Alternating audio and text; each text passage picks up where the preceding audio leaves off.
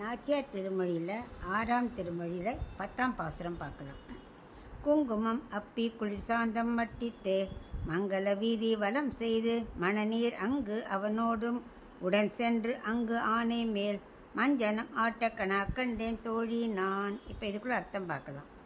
இது வரைக்கும் ஆண்டாள் கண்ட கனவு கல்யாணம் ஆகி பொறியிட்டாச்சு, எல்லாம் முடிஞ்சு போயிடுத்து. இப்போ வீதி வலம் வர மாதிரி கனவு காண்டாளாம். அந்த பாசுரத்துக்கு என்ன அர்த்தம் பார்க்கலாம்.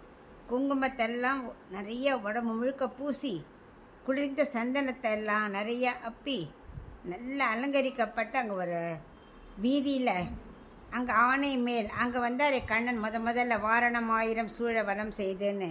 அந்த ஆணை மேலே ஆண்டாளும் கண்ணனோடு சேர்ந்து உக்காந்துண்டு அலங்கரிக்கப்பட்ட வீதியில் அப்படியே வலம் வரும்போது வாசனை மிகுந்த நல்ல மணமுள் நல்ல சுத்தமான நீரால் திருமஞ்சனம் செய்கிற மாதிரி கனவு கண்டேன் தோழி அப்படின்னு தோழிகிட்ட சொல்கிறான்.